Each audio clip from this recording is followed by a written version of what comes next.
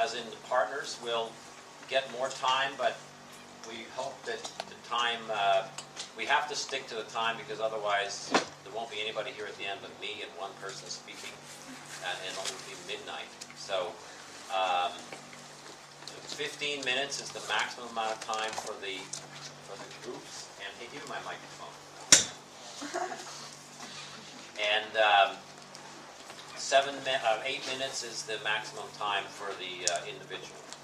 And then the 3-minute question session, and we ask everybody to keep their questions to real questions, not to make long statements about how much they know, but to ask a direct question. We'll talk about what you know or don't know on Friday. In other words, we'll have time to talk about the issues that may not be unresolved, may not be resolved by the after the presentation. So the first group you can see is waiting. So please. So our project is about free software, and we wanted to understand why it is not popular as one can expect, because we have found some knowledge to the project that prove that free software is wonderful. Why we started this project? Because computers are everywhere, they are doing all tasks. And Russia wants to become a member of the World Trade Organization. I think that it's not a reason to start a project for free software, but it is, because the World Trade Organization makes countries more against pirates, people who violate copyright. So we come to Copyright is a very controversial system, but the World Trade Organization makes us believe that it's the only one. Copyright protects the interests of monopolies and limits the right of consumers. It's on this one point.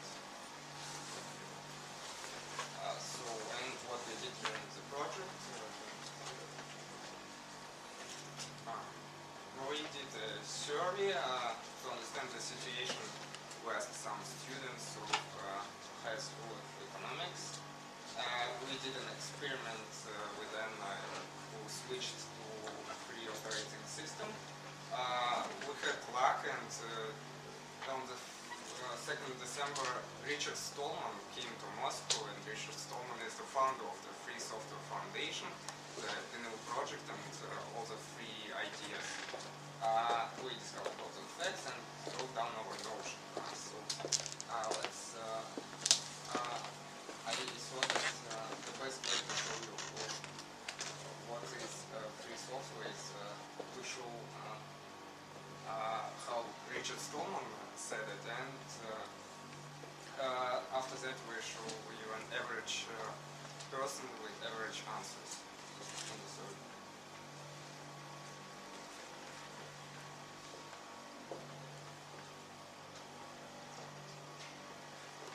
I have to tell you a little bit about free software.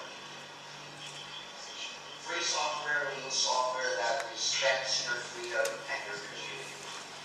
With software, there are just two possibilities. Either the users control the program, or the program controls the users.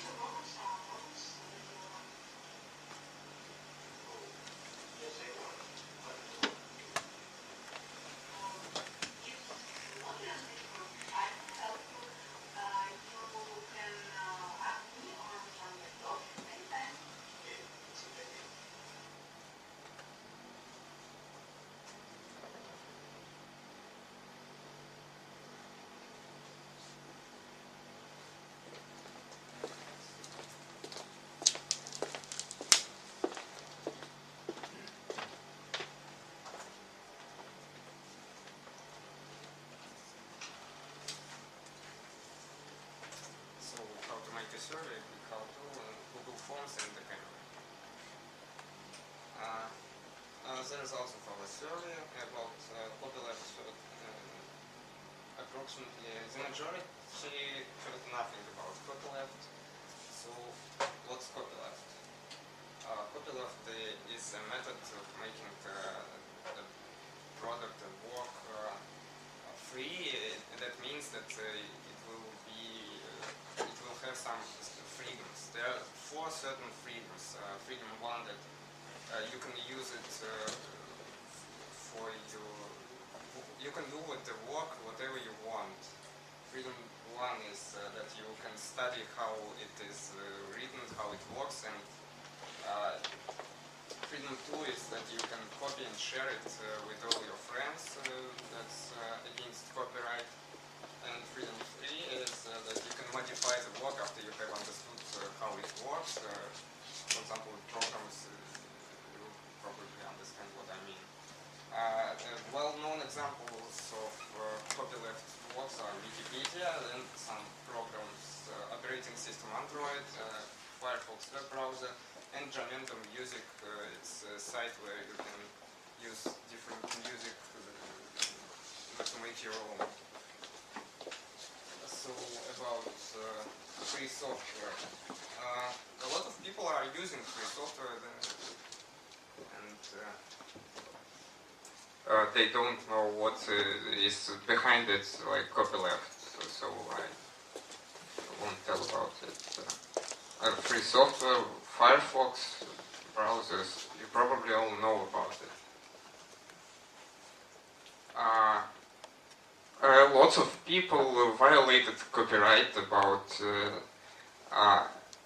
88% violated copyright, and 58% of people, they think that they were right, so they think that copyright is a bad system, the majority. And about operating systems, you see Windows is winning. 95% of people use Windows. There are some correlations. People with Android use Linux, and people with iOS use Mac, so we'll talk about it. A lot of people are ready to move to free software, but they don't know how to do it. And from Linux, we know that the most popular distro is Ubuntu. It's a package of Linux. So now Anna wants to present you her experience.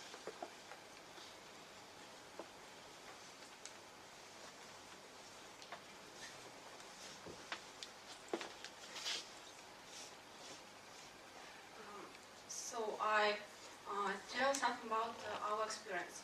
As most of people, I'm an ordinary user, and 2 months ago I didn't know anything about free software. Actually, I haven't even exactly know what is software.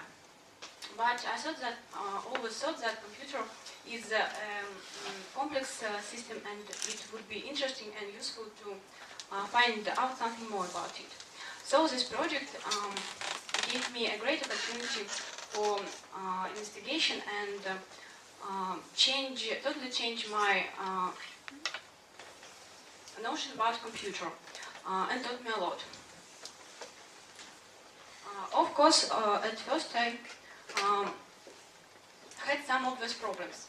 When Ruslan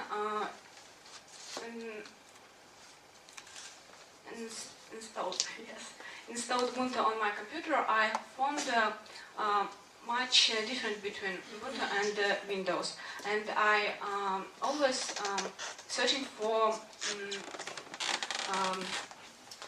habitual programs.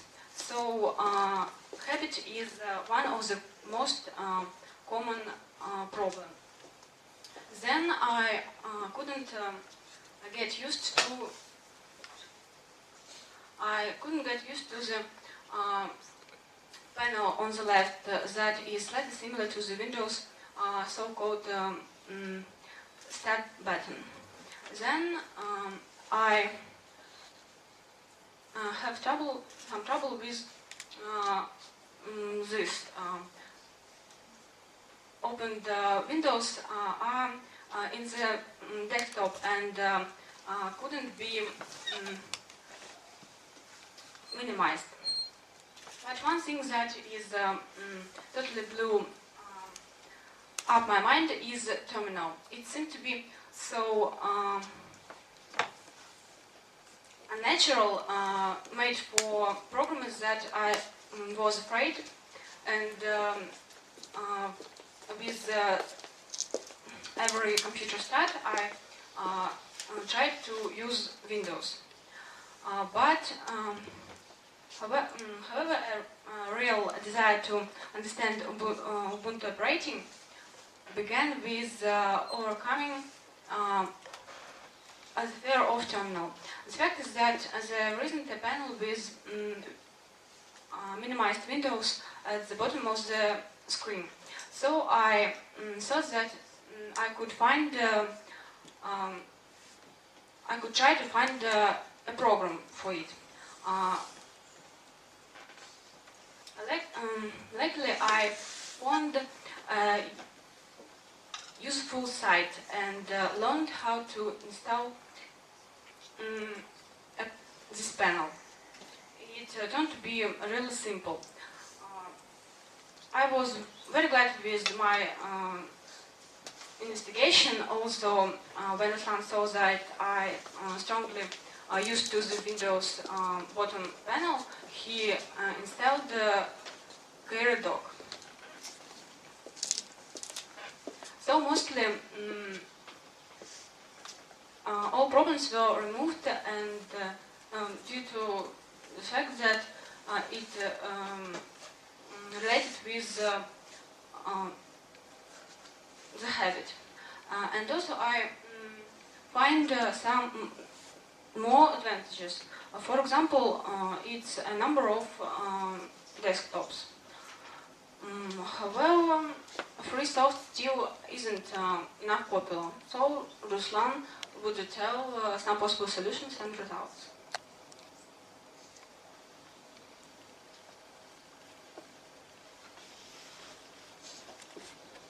Thank you.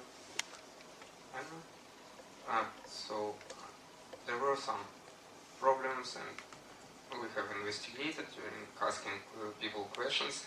So the most common problem is that users of free software, they are frustrated by the millions of choices they have, and they don't like the choice. They want one program to be for one function, and don't want to bring some time in choosing programs. So an example, that are window managers. Window manager is a program that makes your desktop look like something. It's appearance. In Windows you have one appearance. It's the usual appearance of Explorer. And in Linux, for example, in Ubuntu, you can choose as a default one Unity, but no one probably likes it. There are some others that are completely different.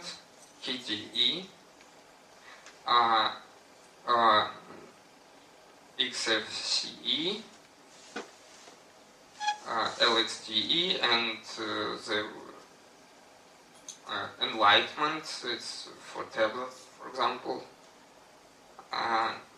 And GNOME Shell you have seen while I was choosing the presentation files. It's completely different. It's my favorite. So what's another problem? Associations. It's a photo I made in the Spectre Trade Center. It's an internet cafe, but its logo is Internet Explorer, you see? Probably it should be this one. There are some myths about free software. You see a lot of them. There is a disproof. There is a funny story about how people understand free software badly. Fine. Okay. So, we have 3 minutes of questions now. Please feel free to ask a question. Don't make a long statement. In other words, don't tell what you know, ask them a question to find out what they know.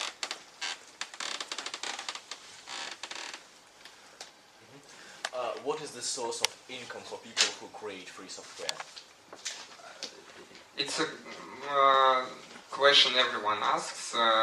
There are a lot of types how people who create free software can make money. Maybe the best one is that you don't pay for software as a consumer, but you pay for support for this software. So if you want someone to come to your home and help you with the operating system, you can call the producer of this operating system and pay him some more money. But you can search Google and find the answer to your problem. Is this enough for you? Well, what about some internet ad solutions? Do they exist?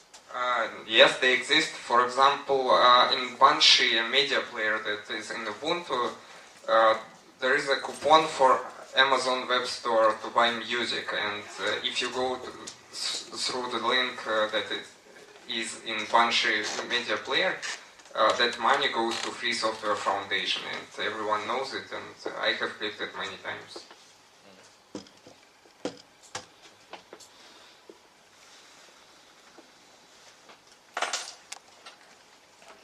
So, what do you think about development of copyright in Russia? Just now the situation is terrible, and what do you think about the future? So there are many scenarios. Richard Stallman, for example, he was surprised that in Russia is any copyright. He thought there is no, and copyright can evolve to something like you can copy any work. That's the proposal of Free Software Foundation, that any work could be copied, but you can't use it for work, for example. Professional software suites, you should pay because you use them to get profit. Maybe it's one way copyright can survive. Are there many programs that could accept this OS? I mean, some programs in the internet are only for Linux or Windows or Mac. Is it possible to download something? So I understood two questions from your one question. As you probably know, there is something like App Store in iPhones and iPads, and some people think that App Store is something unique. That's it. Time's up. So we have to stick to the time. We can answer all of it later, and we have to absolutely stick to the time. That's one of the rules of the conference. So you get to finish the sentence that it was going too long. So thank you very much for the I question. can finish the sentence. Yes, you do. It's all right. We'll finish with more questions.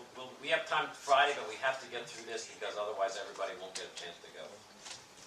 So thank you.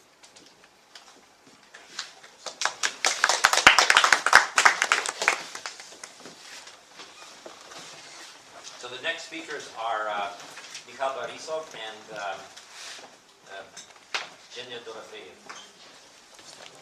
You want to hook that up? You know how to do it, right?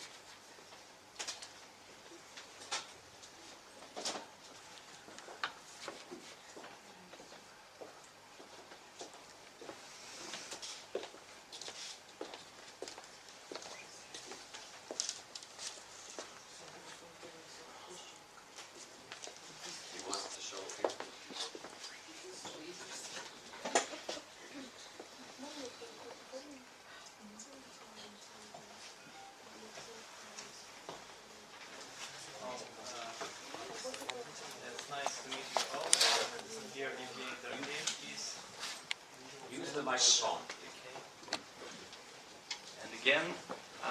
I'm glad to see you all. Here is Evgeny Dorofeev.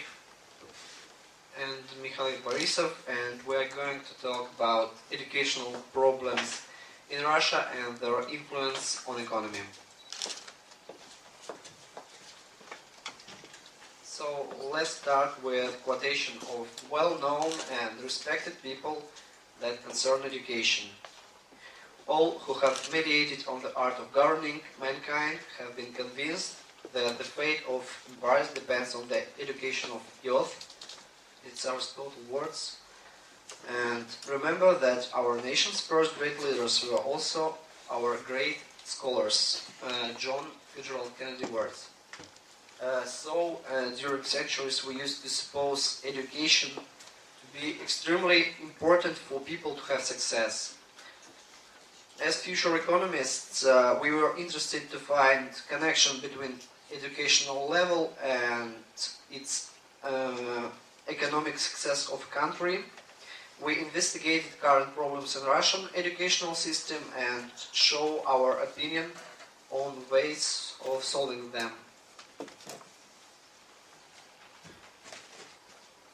So, why we are so excited about educational problems? Maybe because they have significant effect on individual earnings, income inequality, and economic growth. It's not a secret that the person with high level of education usually has well-paid job. What is more, it causes inequality in incomes because people are not same. Of course, somebody is clever than another person. What is more, education supports social institutions and innovation that cause economic growth. So, as you can see, benefits from higher education is more notable than benefits from vocational one, and somewhere even more than 50% superiority.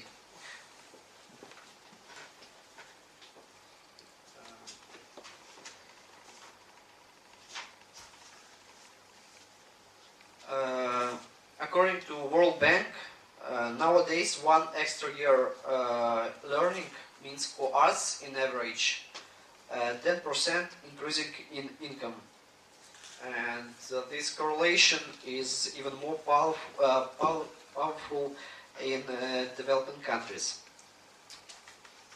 And we suppose it's common nearly for everything when you are bad at something, you developing increasingly fast, and when you are a professional, it's hard to you for get something new to become better.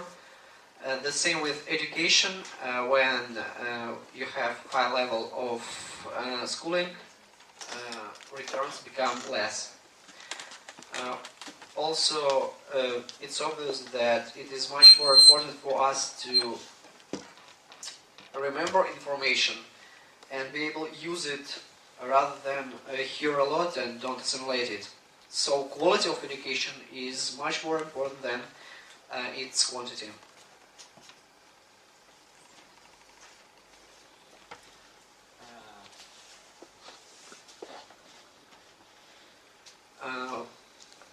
Its effect that education effect on social institutions and innovation that generally provides increasing in economic growth.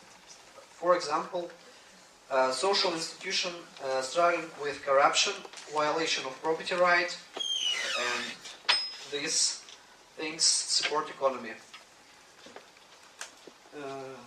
Innovation is one of the main reasons of economic growth in long term.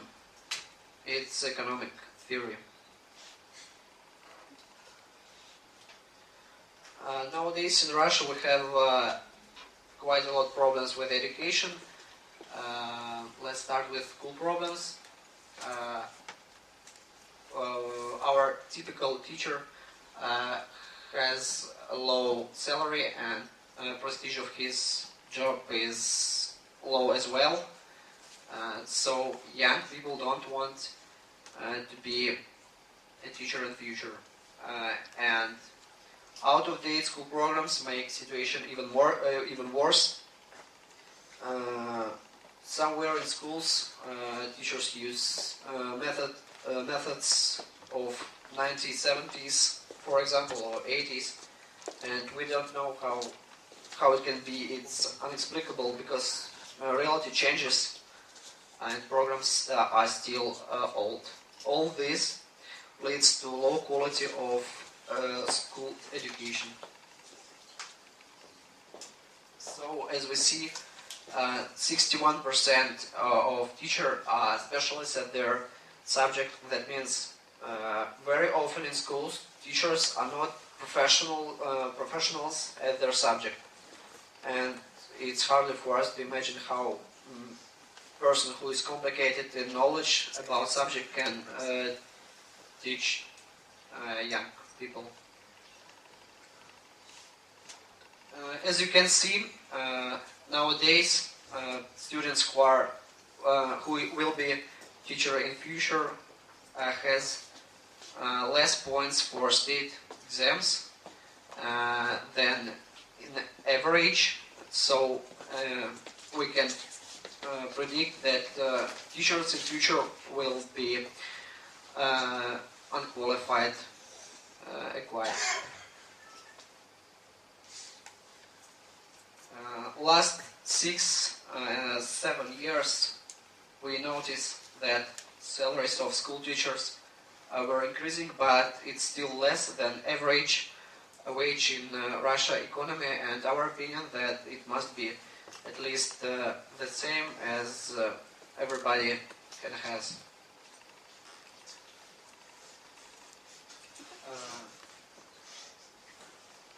According to citizens' opinion, only half of them suppose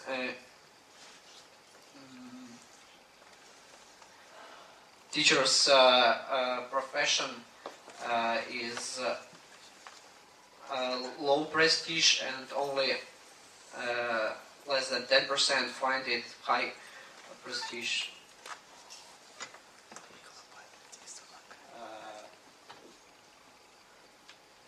Universities find students nowadays more and more unclever.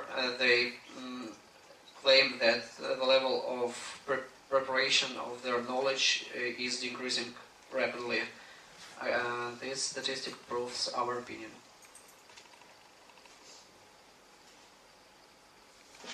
And here we come to the problems of universities. In Russia, one problem is that people try to get higher education even though they don't actually need it.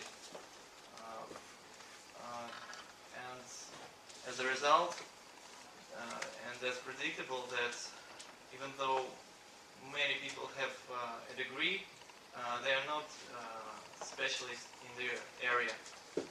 And that leads to that employers don't respect higher education much. They better watch how students work out of university, and that way. And out-of-date higher programs make the situation even worse, because universities almost don't have any incentives to introduce new programs and so on. But in summarizing, we can say that we are on the way to universal higher education, but I don't think that's really good. On the screen we can see that the ratio of enrollment in higher education is increasing, and probably we might think that's good, but On the next slide, we can see that employer says that highly qualified performers and office workers don't have necessary skills to work good, so they often have to continue studying after joining a job.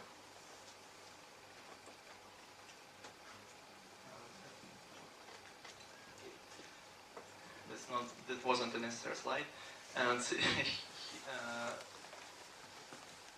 this slide shows general problems which affect both universities and schools. We can see the low funding for education, but the situation in preschool education and secondary education is not so bad, because countries with similar GDP per capita have similar costs on their students. But in vocational education and higher education, the situation is worse, and we can see that it's much lower than the average among the countries with the same GDP per capita.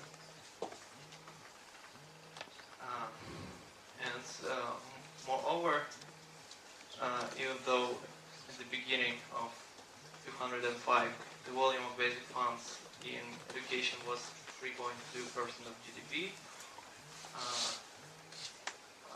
44.3% of that equipment was deteriorated.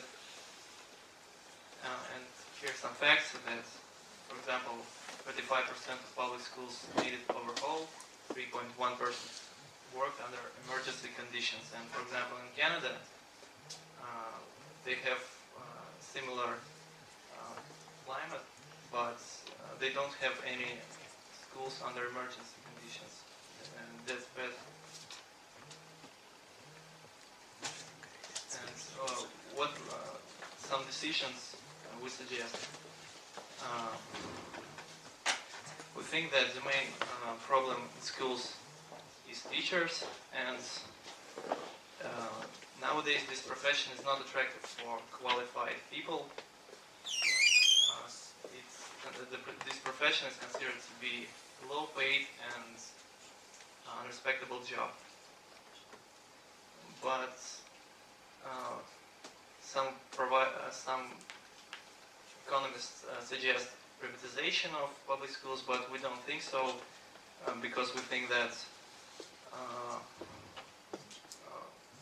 primary and secondary education should be compulsory. No, wait.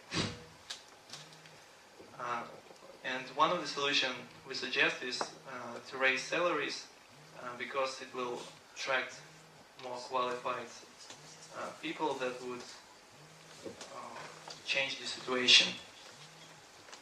And also school programs should be changed in order to suit to universities' requirements. For the universities, we suggest privatization of some public universities and establishment of new private universities. We think that higher education should be competitive, because if universities are in competition, they have incentives to innovate and introduce new programs. And this way higher education won't be just a degree. It will help graduates at their jobs and give them useful skills for future work. And as wise people say, education is the only way to freedom. Thank you for attention. 3 minutes. Questions, please. What do you mean by out-of-dated programs? What were the goals of those out-of-dated programs, and what are the goals for the programs that should be done? Those programs were created, they suited the past situation, and they're not out of date. That means they are not useful now, but they were in the past probably. Mainly it's Soviet Union programs and economy changed, policy changed, so it's not correspondent to reality. I mean, what the concrete things you want to change in the programs? You talk about schools now. Anyway, in school or Universities will solve this problem themselves if they will be competitive. And in schools, I think we should ask universities what they actually need, and these schools should prepare students for studying in universities. Maybe to give students and pupils more possibility to communicate, to more freedom, because, for example, in secondary school we have too much information and a level of homeworks is more than average in the world, so insensitive should be changed. Any other questions? Which of the existing public universities should be privatized, do you think? Oh, that's a difficult question. Probably all of them, but for example, the US experience shows us that governmental universities can be competitive too.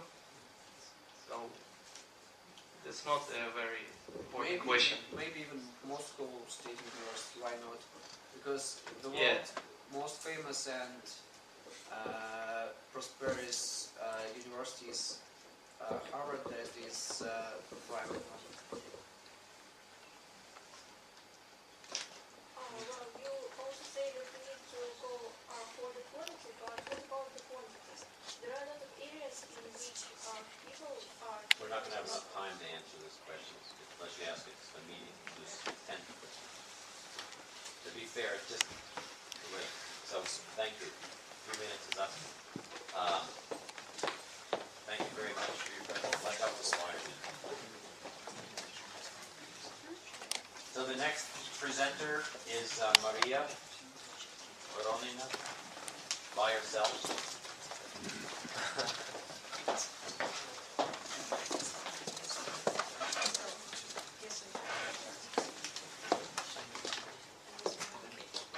So, my presentation is on topic of discrimination, and the main question of my project is whether discrimination can be at any point good or effective or fair. So, let's start.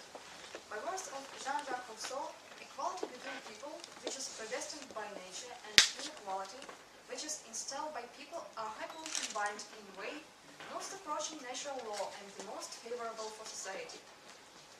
And so you can see that already in the 18th century there was a thought that all people are equal.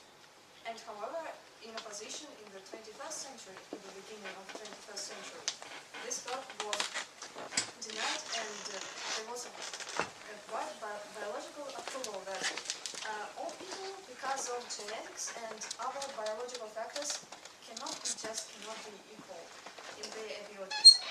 And so intelligence has a high heritability of approximately 80%. And speaking about other characteristics, psychological and about character, I should say that about 90% of them depend on genetics and on inheritance.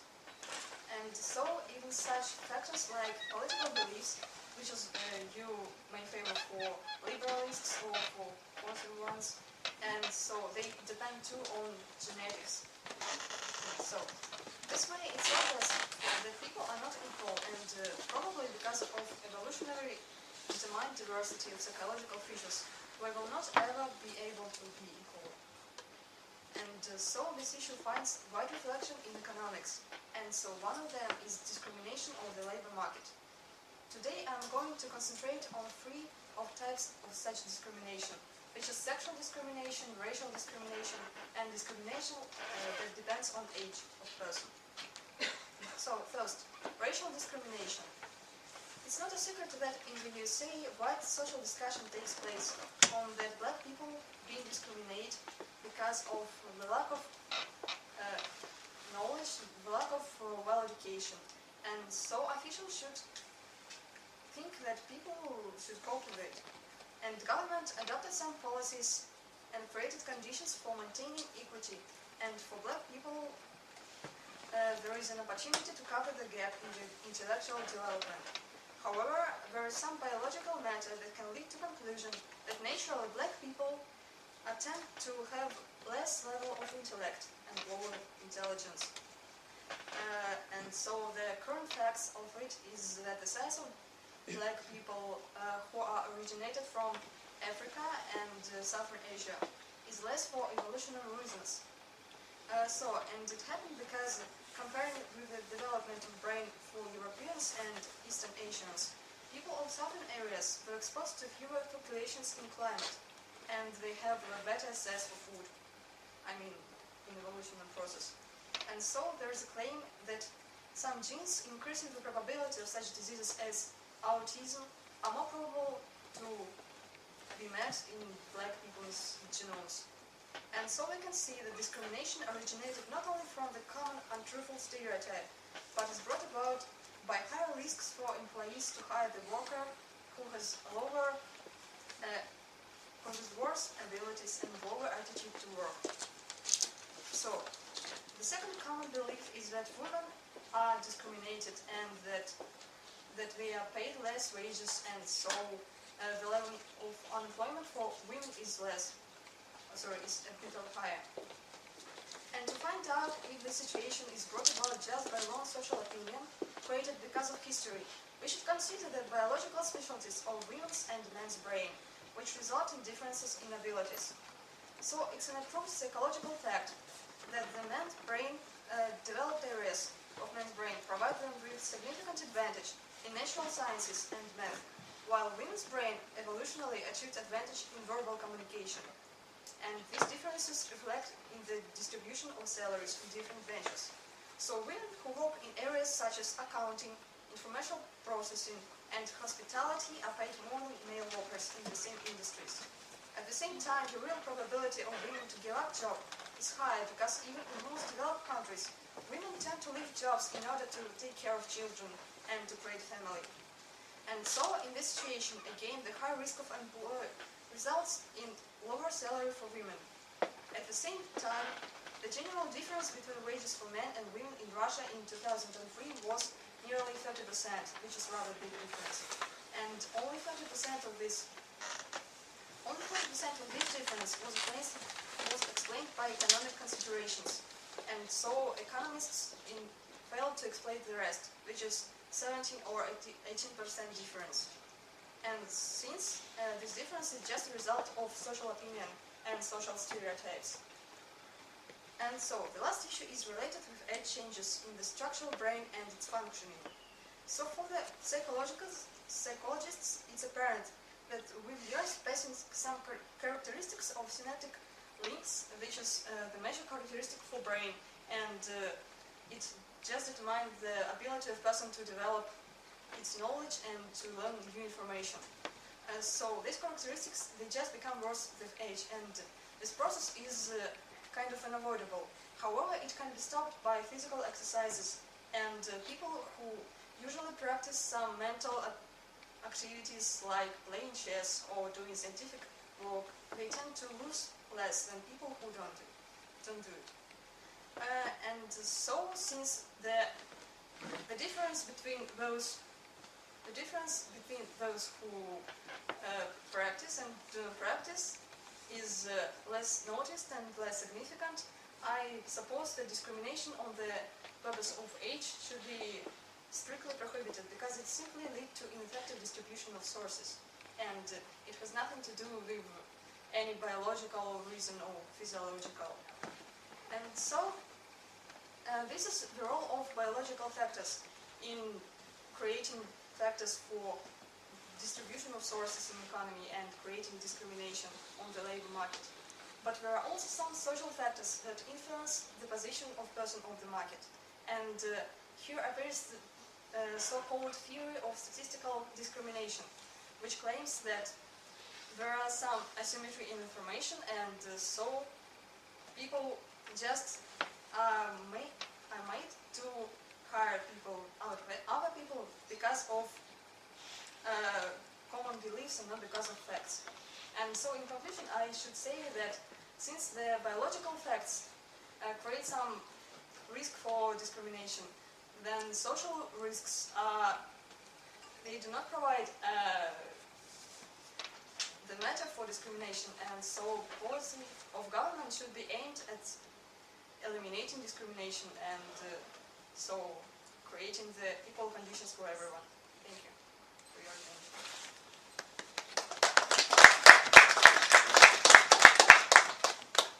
Questions from Marie? Okay. Do you have any solutions how government should eliminate discrimination? Well, as I mentioned, there are some programs in the USA, and so they are usually subsidizing some layers of society or subsidizing some ethnic groups. And also there are programs which create special conditions like in education or in cultural, providing some cultural special knowledge for people. And this is a common practice usually, not in Russia though. Yeah? Does a discrimination of homosexuals exist? You see, usually when you try to get a job, you don't write that you are homosexual or not homosexual. So it's difficult for your employer to know whether you are or you're not. So the discrimination of homosexual is not so common.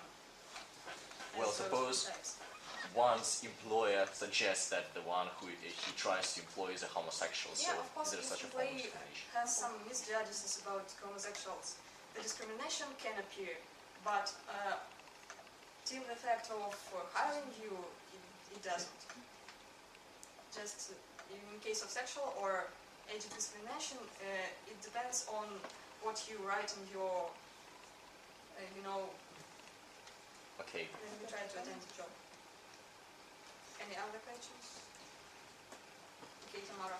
Some black people often give you different advertisements and so on. Maybe you saw it. Do you think it is discrimination or something else? Well, I don't think it's discrimination, at least in Russia, because you see, they do it because they want to have extra money and. I mean, only black people. Some companies. Why you don't see white people giving you? No, one company and only black people. Well, it may be just a policy of company to give these people a chance to have. I don't know.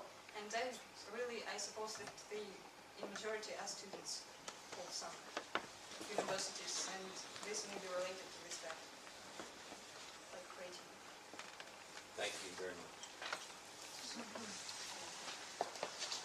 So, the next would be Katerina Zaitsev and Anton Vorobyev, and then after that would be Dmitry Sorokin, and after Dmitry Sorokin would be Valentin Budov.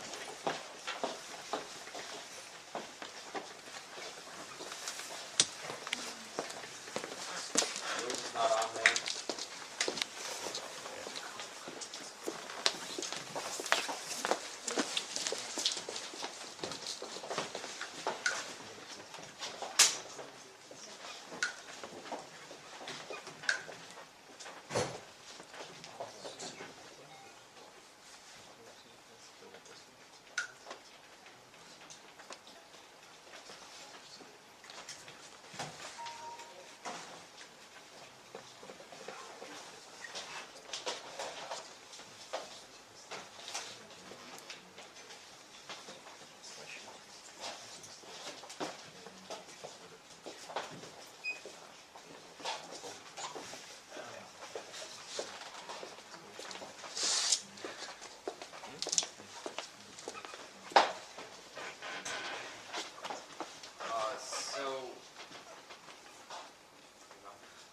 So when we first thought about what our project is going to be about, we decided it should be something connecting to recent events and something about politics.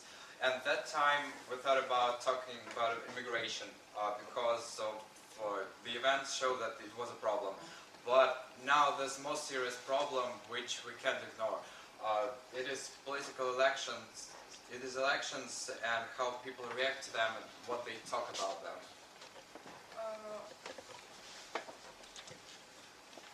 One of the most serious problems when it comes to elections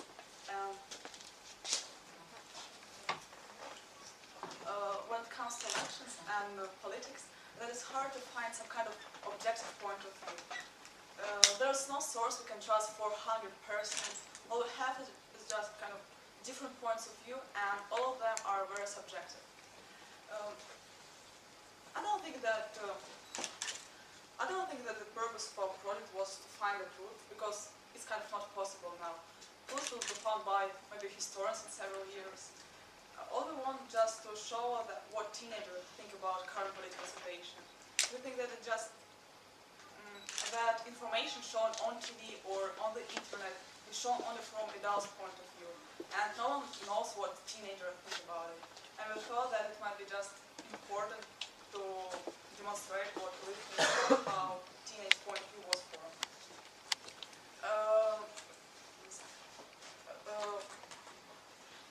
We found quite a lot of factors which influence teenage point of view, and one of them is social network. We calculated that about half of people who use Kontakte are teenagers. We do it like in our project, so I don't think that we should waste time on how calculated about persons. And we calculated that about 30% of teenagers use Kontakte, so it's kind of quite a lot of people. And the point is that if we understand what people there talk about, we will get the full picture of what teenagers think. So there are two main groups about politics in Kontakte. The one is for United Russia and for elections, and for the results of the elections, and another one is against. Those two groups are very different, I must say, and administrators of those two groups have different view of how those groups should work.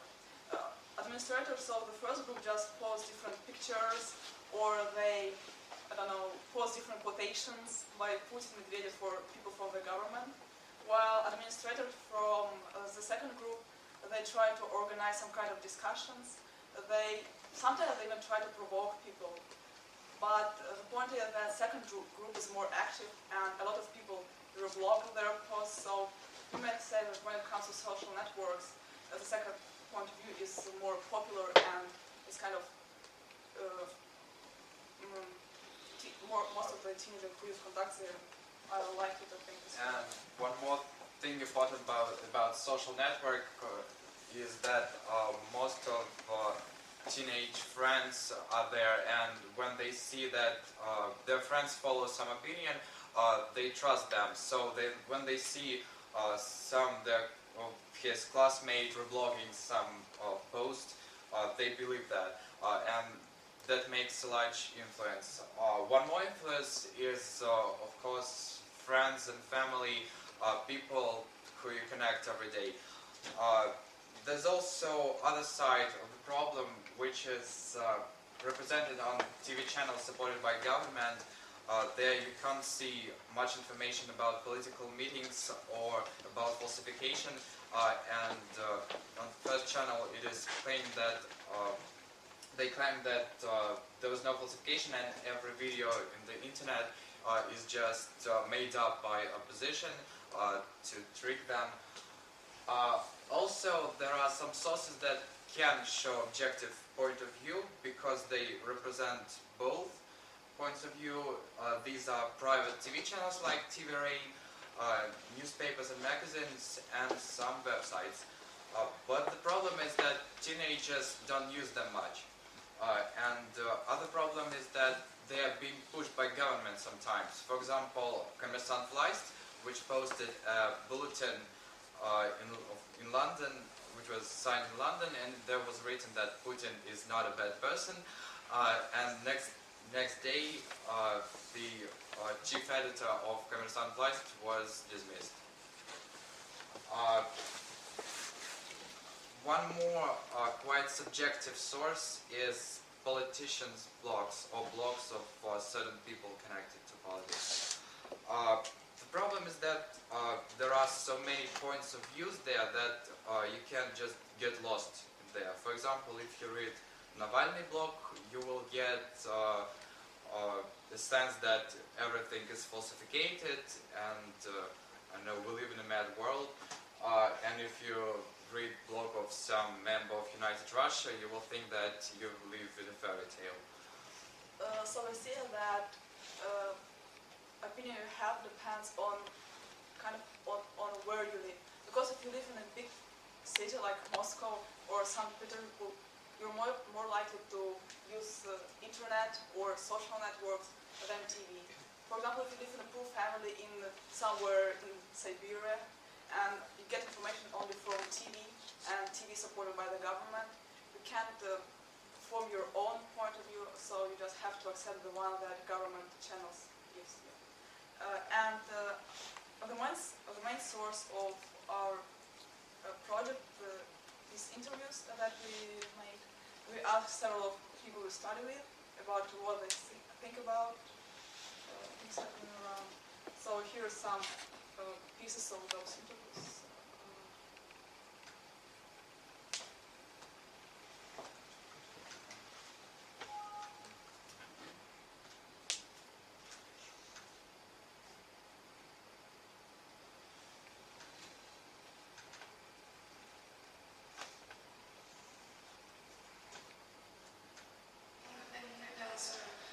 Политическую позицию раньше и особо не интересовалась этим, но сейчас в связи с такими разгаром событий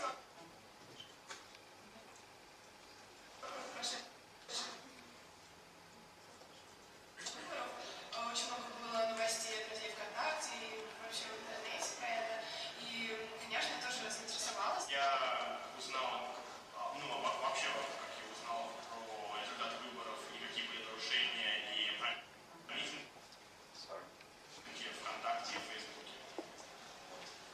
Я заходил в социальные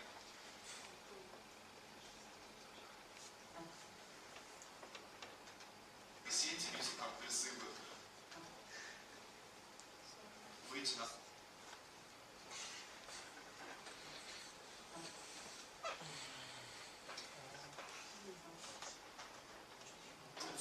голосовать против явно фальсифицированных нечестных выборов.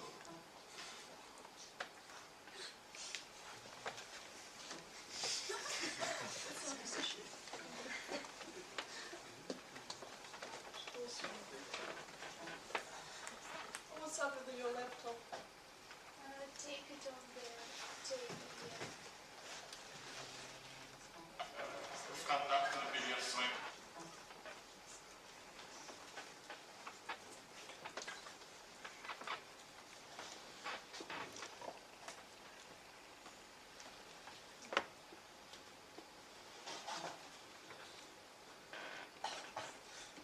Should use my cheap one.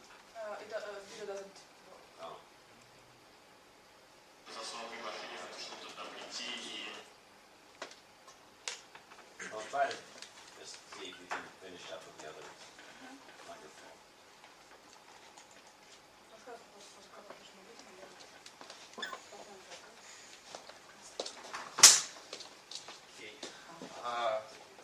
What we would have seen if things got better, that there are some trends or some certain things that are common for all of the interviews. And one of them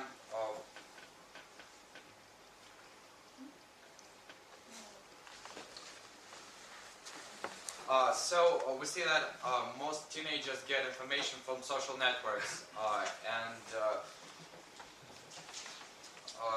if they even reblog that, one guy told that he told his friends on the social networks to go to the next political meeting, which will be on 24th December. So we see that it is being the most popular source to promote these these events happening.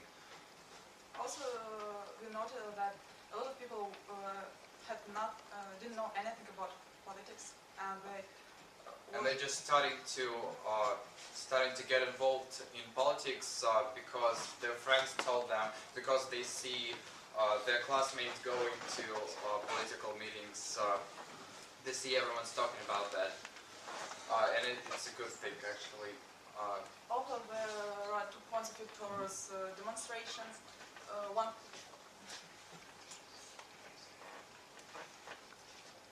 Some people think that it's very important to show their political position because different meetings can change something. But there are people who think that they can. Some people think that they can do nothing, so they just say something. Oh, if I don't go, what will change? So, and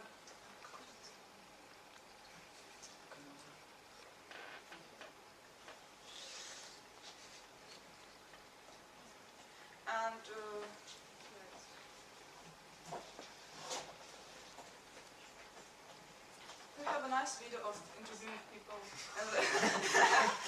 We believe you. Yeah, it's really nice. We could tell. We translated it, we have subtitles, and yeah, and it doesn't work. And we have a TV program. It's very nice as well. Well, we can show it to you. Sorry.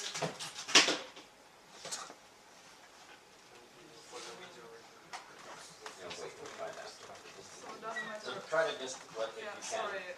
summarize what you've done.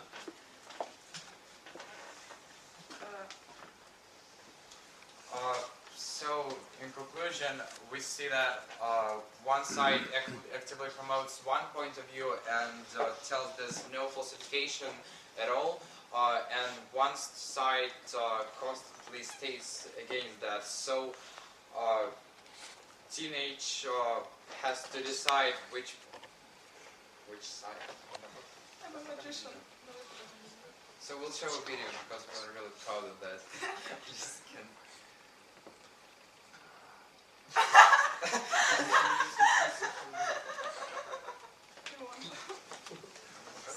And we think that actually doesn't matter what people think, if they believe or if they don't believe in the result of the election. There's one important thing that teenagers just get involved in politics. And this fact is really important because we are the new generation. Our future depends on us and on what choices we make now. So even though maybe those elections and current political situation is not very clear, but one fact that we can deny that it made a lot of teenagers to think about what's going on and to think maybe about their future. It might be the very moment when there's formation of civil society in Russia. So these are not very good conditions to do that, and revolution is not the answer. But we see that teenagers become more involved in politics, and maybe new generation will build a real democracy and on the basis of civil society responding to actions made by government. And our final project that we will give you is kind of a very nice, lovely TV program that I hope you will be able to see on your laptop.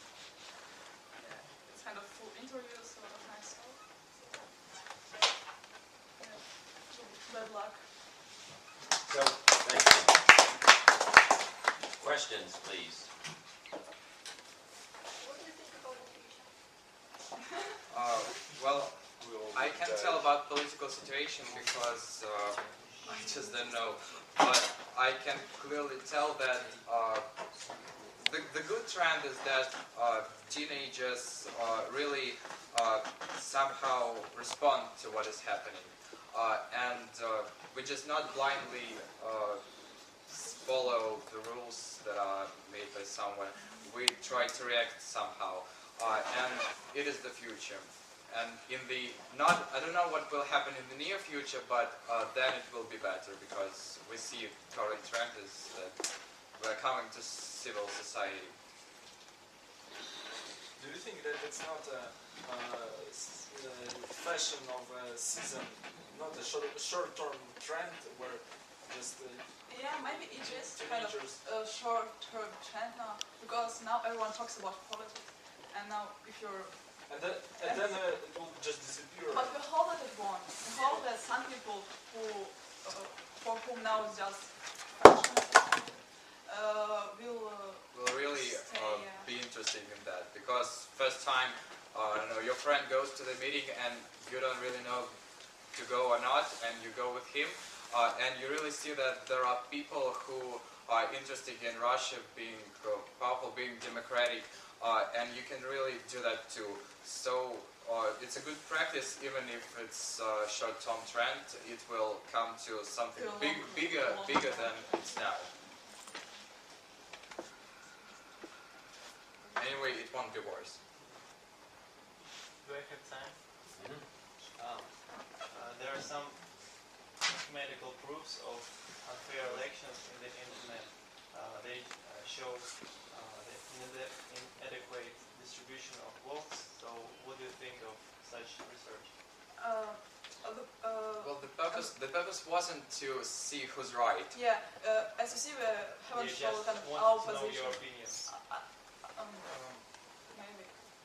They just show that though in one country the distribution is like a Gauss curve, in Russia it's like a strange curve. Well, yes, maybe that's true. We just didn't want to I'll give you a link. go in there. We just wanted to show how teenagers respond to that. Thank you. So, Dimitri, right? I forget who I said. Are you going to use the laptop that's up there? I would like to use your one. Okay, so you know what to do?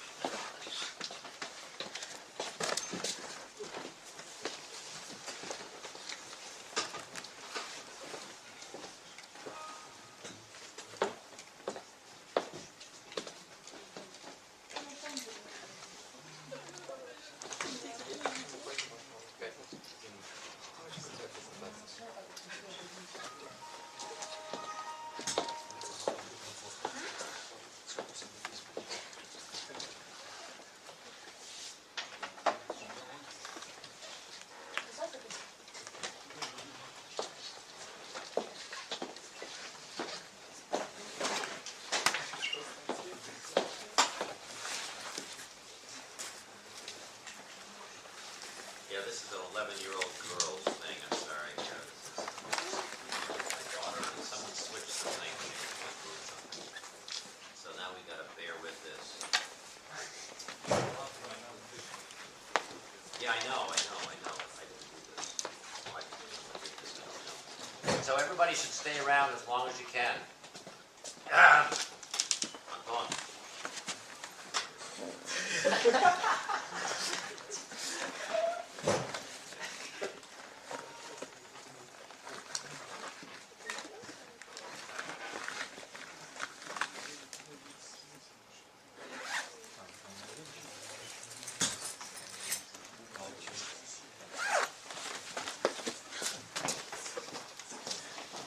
It's here, right?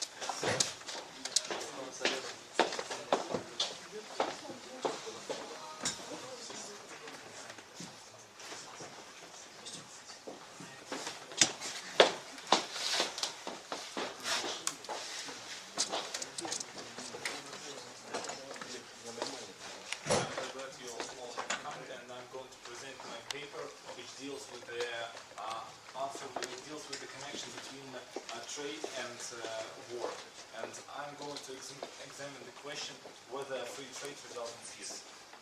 The very same question was asked by Baron de Montesquieu about 300 years ago, and besides Kant also tried to find a solution, and nowadays these two philosophers are cited by the current researchers. And how can trade promote peace? There are some fundamental reasons which the researchers, the scholars find, and the most fundamental one is that the fact that trading partners, trading countries always benefit from trade, and as war imposes some restrictions on trade flows, it prevents people from gaining these trade gains. And so people should try to avoid wars. Besides, war doesn't create any new wealth, and every post-war distribution of resources can be achieved via trade, and hence people should also avoid trade. But they don't. A lot of evidence is in scientific journals. People try to analyze the data, but the results are really controversial because they find out different results. But these are the most reliable papers. Higuera, O'Neill, and Russett show that trade should make conflicts less likely, other things equal. So if you consider two countries which have everything in common, but the first country trades more, so this country should participate in conflicts less. But there are, however, some controversies. For example, Martin Meyer and Tholing show that as we live in a highly globalized world, countries can easily substitute. And if you have some conflicts with a country, you buy some goods from it, you can find another country supplying the same goods and begin to buy it from it. And there is no barrier for engaging in a conflict. And from in my point of view, in my opinion, the recent war between Georgia and Russia is a very suitable example because you know that both countries were part of the USSR and their economies were highly interconnected. But it didn't prevent Georgia and Russia from participating in the war. By 2008, Georgia managed to get rid of the dependence on Russian oil, Russian gas. Import and export to former Soviet republics fell drastically, and the countries fell in war. The other convincing fact is that civil wars are widely spread nowadays. And you can think people live on the same land, they can collaborate, they have plenty of opportunities for exchanging, and they can choose peaceful development, but they don't. So why do they make war and not trade? I suppose that the research are true and that trade really leads to less conflicts, but trade cannot explain the very nature of conflicts and the very nature of wars. And what really matters are the following things. Paul Krugman mentions that it's not states but firms who trade, and it's not firms but governments who engage in wars. And politicians have their own goals and their own aims which may differ from the country's ones. Think of the war in Iraq. It's proven that the official version of the White House was not just true. There was no weapon in Iraq, and the Americans knew about it. So what was their real aim? Was it oil, or maybe a destabilization of the situation in the region? I even found some thoughts that George W. Bush wanted to prove something to his father. And we don't know, but what we do know is that politicians don't care about gains from trade. They support different trade unions, they impose taxes, subsidies, trade tariffs, if it helps them to increase their ratings. So why should they start doing it? Why should they start caring about trade gains, engaging in the war? And besides, it's very necessary to mention that people also make decisions about participating in wars. There are some costs which imposed by foregone trade gains, and besides, there are some benefits. For example, salaries. They can share the loot after the war. But it's very profitable for politicians to convince people in something, to provide them with some non-material benefits. For example, they can say they are fighting for democracy, they can guarantee them an admission to heaven, they can convince them in national purity and other things. And politicians can create elusive benefits for people and make them participate in wars people don't want to participate in. And this is really crucial because nowadays, for example, wars based on ethnical hatred are very well spread, and there is no reason for participating in a conflict based on ethnical hatred. but people do. They're convinced that it's their preferences, and politicians just play their own games. There are some open questions in my paper. For example, I try to analyze the fact that democracies rarely fight each other. The liberal argument is that they just trade a lot, and that's why they don't want to participate in wars. But I'm not sure it's quite true. For example, maybe it's just more costly to make Europeans and Americans hate each other, and it is much more easier to make them hate, for example, Islamic people or people who have another color of skin, and all this stuff. And besides, the other interesting fact is that there were no wars which resulted in acquisition of land or resources in the previous 50 years. So if we look at the war as an economic act, there should be some benefits. If these benefits are not acquisition of land or resources, so what are these benefits? Maybe the new era of trade openness restricts wars. Maybe it's peaceful rhetoric of the United Nations organization. We don't know. Maybe these are some political games, intelligence agents, intrigues. I don't know. So the fact, what do I find? I suppose that trade is an important factor, and we should enhance trade in order to make conflicts less likely. But the very nature of wars lies in some other fields, and we should examine the relations between people, their beliefs in all these non-material benefits, and besides, we should analyze the behavior of politicians who make people engage in wars. So, thank you for your attention. Ask your questions, please. You see that politicians, that the behavior of politicians should be analyzed. Can politicians be rational? Yes, of course they can.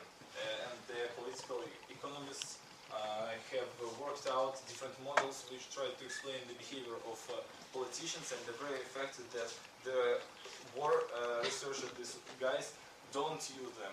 So they consider the government to be an ideal man who tries to maximize the utility of the whole country, and make some conclusions which don't fit the facts. It's just wrong to think about politicians as these same guys. May I ask that? I didn't mean they were saint. I meant that they were irrational. For example, they maximize their own utility in the wrong way, like some crazy investors do. It may happen, but economists often suggest that people are rational, and it's very difficult to be rational when you have high risk of not being re-elected. So politicians are smart people. They used to compare different benefits and costs because they have great stakes. So if people don't like them, politicians are vanished, and that's why they should be rational. They should count all factors. There is the fact that in 1914, countries were 1913. Remember the question. Ask the question. So the question is that in 1914, stock markets were connected closely among many countries, but it didn't preserve the World War I. Yes, you're quite right. These guys, Martin Meyer-Turing, also point out that there was an era of globalization before the First World War, and it didn't prevent people from engaging in the war. But nowadays we also have the second era of globalization, and there are less conflicts. So this is the fact they are analyzing. And the fact, the first guys are saying that other things equal, people should fight less if they trade more. So if we have everything in common, but one state has more trade, then it should participate in wars less. So it doesn't mean that trade can save us from participating in wars, and this is my point also. So I agree with you. Trade is not a medicine from wars. Thanks. So, where's Valentin? There he is. Here I am. Ready? Yes. You need that computer? Thank you. Yes.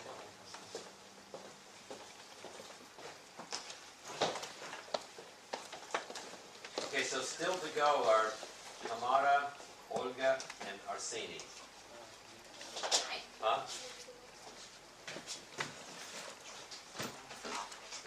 I be the next.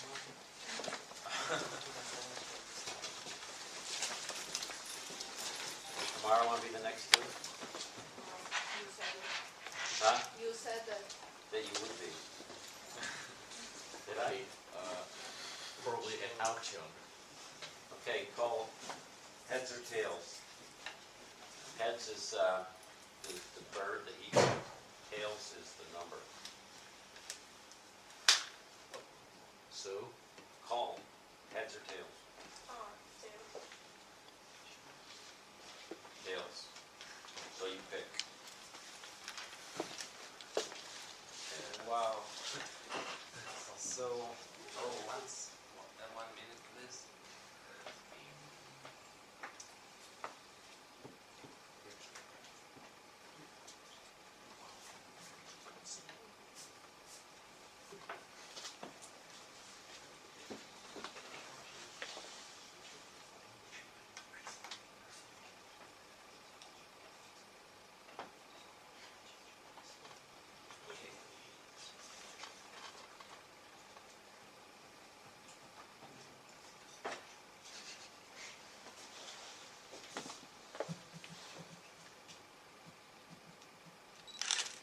Sorry for making you wait.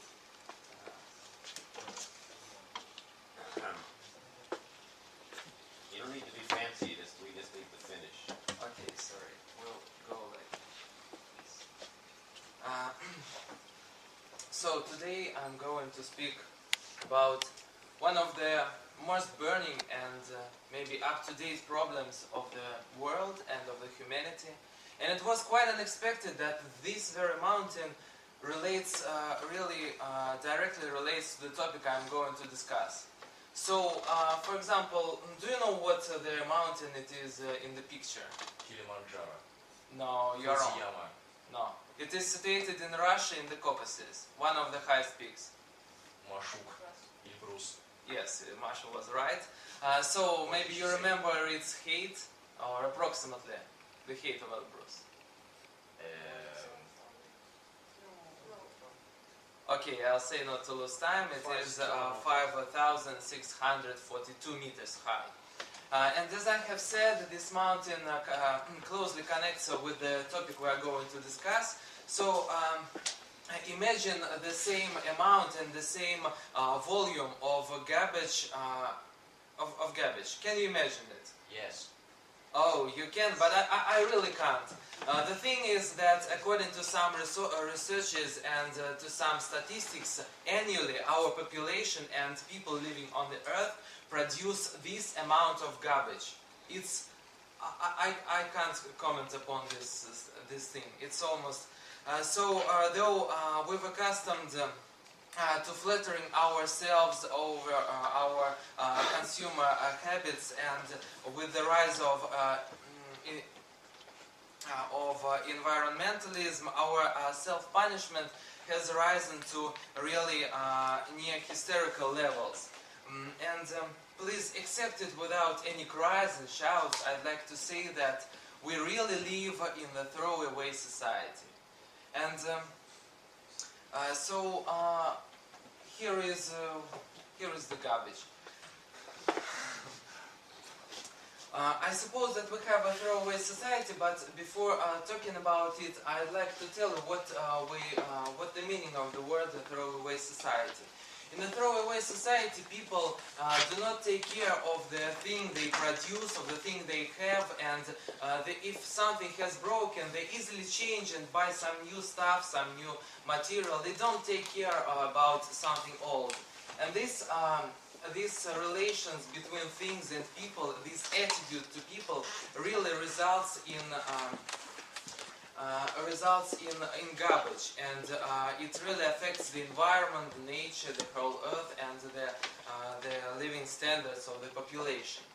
As Dr. Hoyt has taught us to look at the very root of every problem, during my preparation to the final project, I have found out that really the main reason for this very thing, for this garbage, is the growth of and the development of our civilization and of industrial enterprises. But I think that the problem we should concentrate upon is not the reason of this thing, but now in the current world, when we have realized all our problems, all the ideas, and we have everything to maybe to solve or to correct the problem, we can't do anything. What is the reason for our not be able to get out of the vicious circle of garbage? I suppose this is economics, and I'll try to prove this statement. So I think that economics really supports our being a throwaway society. So the first thing I want to show you and to go to is the behavior of the producers. So one of the aim of the capitalistic system is to gain more profit from the stuff we have and from the resources we have in on our planet. Different great enterprises, they won't stop at nothing to increase their profit. And for example, to make their revenue more constant, they have to save their qualities of the goods they produce also constant. For example, we can see those plastic water glasses on the table. What is the aim of the producer? When he gives us a plastic water glass, and after we have used it once, we realize that we don't have to wash up dishes and have less problems. These things are considered to be disposable, so after using them once, we can throw them away.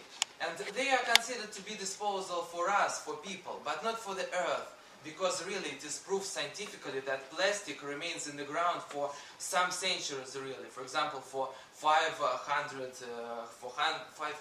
years. So that is why for the earth it is not disposable.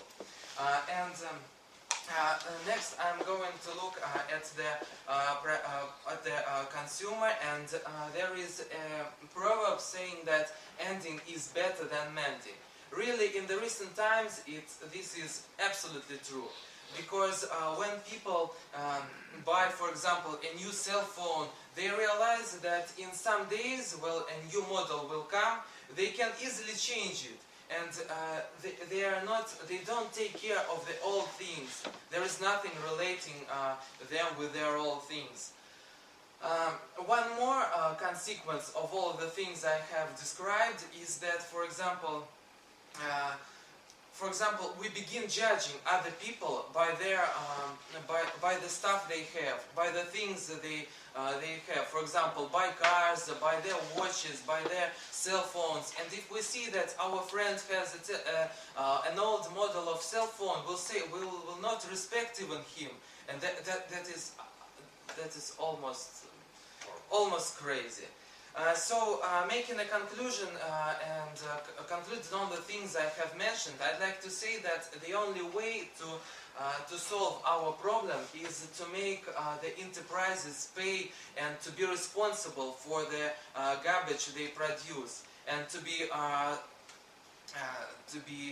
responsible for the process of recycling the garbage. In this way, they will increase their costs and will reduce all those tricks they play with us, with plastic glass waters, and with all those stimulus they give us not to respect our old things. That is why I recommend everyone to look at this problem of environment, of garbage and waste on our earth in this aspect, in the aspect of economics. And as we learn here in NES, we should learn this. We should solve this problem in this very way. Thank you very much for attention. I'm open for the questions, if you really have one. Why should we value our old cell phone? we should, okay, a very good question. We should value our own cell phone because, for example, when you see that higher technological computers, HTC, comes with a new model and says that it's really better than all the previous models, you come to the shop and buy it immediately. But are you sure that your previous model, which you used for so many years, is not worth talking by, and is not doesn't play all functions, and it's not worth that it's really not worth mending or not ending? That you can go, for example, to the service and not buy a new model, but try to mend your old cell phone, because it really still works. And throwing it away will increase the level of garbage in the world. Have I responded to the question? Okay. Don't you think of it as a process of evolution? And we know that dinosaurs, for example, they were very good at their time, but they finally become extinct. And I think Yes, the same logic can be used here. And the fact is that, okay, I have understood your question. The fact is that dinosaurs were organic things, and when they died, they disappeared in the ground, and the atoms and the moleculars which they were made of, they became some new little creatures, for example, us. Don't you ever think that, for example, atoms in our own body were sometimes a part of something else? But if we are talking about, for example, cell phones and plastics and other stuff it is made of and materials, they do not disappear in the ground for many times. That is why the process of better recycling waste is not working here. And that is why we should take care of our things we produce and industry produced. Okay. But sometimes it will become cheaper to recycle things than just get materials from the earth, so the problem will be solved, I think. Yeah, why the problem doesn't solve itself if it is cheaper to recycle something? The fact is the producers use, in order also to get more profit, they use the stuff which is not worth recycling in the best way. For example, they can use some expensive materials which will be easy to recycle them, but they prefer using some cheap materials in order to have their costs smaller. Current cost. That's current it. cost. End of the question. So we've run into a structural problem here. What's the problem? We only ordered the room till 5 and there is the next event here at 5:15. Are we bigger than them, or who is it? Only one person. Can we do one more? Um, Or that's it, huh? I don't think so. Okay. Some additional questions? Maybe there's some questions. No, well, they're waiting. We apparently, those who are supposed to do it will get the extra credit for sure, even though the time ran out. I have no idea. Blame it on me. I guess it's my fault. I don't know.